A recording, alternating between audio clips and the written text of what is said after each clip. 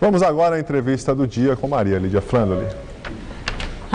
Como nós vimos, a presidente Dilma Rousseff foi clara. Para crescer mais, o Brasil precisa da indústria, que é capaz de gerar inovação tecnológica e empregos de qualidade. Para analisar as perspectivas da economia brasileira, hoje recebemos Roberto Luiz Troster, que é doutor em economia pela Universidade de São Paulo e ex-economista-chefe da FEBRABAN, a Federação Brasileira de Bancos. Muito obrigada, Troster, por estar conosco. Bom, a presidente Dilma joga para a indústria uma responsabilidade significativa. Qual é o ânimo dos empresários para atender esse pleito, vamos dizer, ou advertência da presidente? Bom, primeiro o que ela falou é 100% certo, quer dizer, o Brasil não só tem possibilidades e precisa aumentar a competitividade, mas as medidas tomadas no governo dela foram para tirar a competitividade, barreiras protecionistas, que acabam tendo retaliações, barreiras para importação, esse tipo de coisa. Quer dizer, a indústria, ou a concepção industrial é dos anos 50. Só lembrando, nos anos 50 era a época de substituição de importações, todos os países tinham que ser autossuficientes, então era a medida correta para fazer a indústria crescer. Hoje você começa a falar na terceira revolução industrial, em cadeias produtivas globais, é nesse mundo que a gente está vivendo. E aí tanto o governo com protecionismo, como empresários pedem muito mais taxa de câmbio e juro baixo, em vez de pedir produtividade. Mas é verdade, o pleito pela baixa dos juros era uma coisa assim, obstinada do empresariado, com movimento organizado, não é verdade? Manifestações da porta do Banco Central, como se isso fosse mudar as coisas. E aconteceu, houve a queda progressiva da taxa básica. E aí, a indústria não se animou, o empresariado apresenta indicadores de que tenha ânimo para investir, como quer a presidente? Bom, esse ano as projeções são, apesar de todos os pacotes, redução de IPI, crédito BNDES, tudo isso, são de que a indústria vai cair 0,9%, a produção industrial.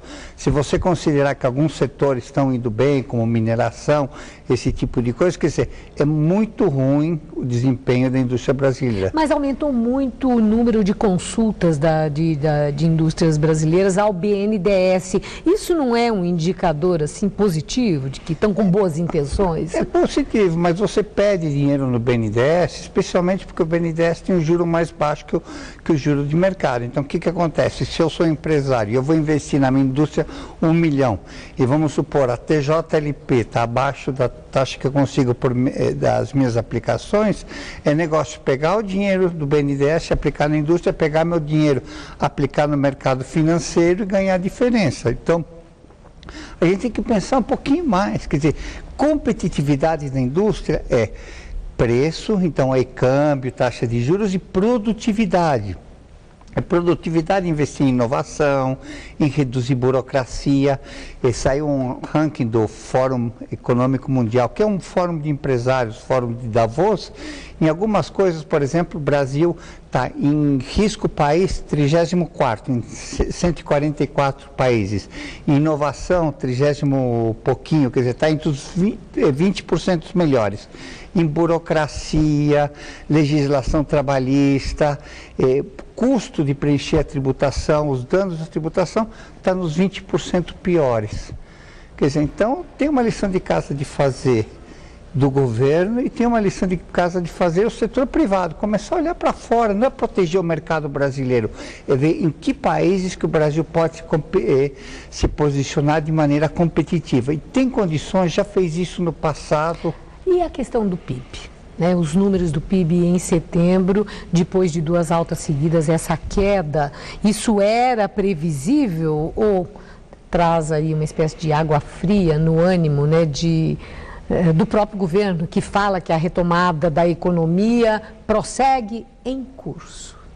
Muito fraco. Quer dizer, o Brasil 4%, o Híbrida já está prevendo o ano que vem 3,5%. Pois é, já estão reduzindo os analistas essa previsão. É que o modelo está errado. A mesma coisa, o modelo da indústria, o modelo do setor financeiro, quer dizer, é um modelo obsoleto, é um outro mundo, é um mundo de interdependência. Então, o Brasil, infelizmente, as projeções mais otimistas falam que vai, assim, entrar em velocidade de cruzeiro, vai crescer 4%, com o mundo inteiro crescendo a 4,6%. Para encerrar, Troster, eu tenho certeza que quem está nos vendo agora, né, quer saber se o seu emprego vai estar garantido, né, para os próximos meses, olhando para o futuro, um futuro mesmo mais próximo.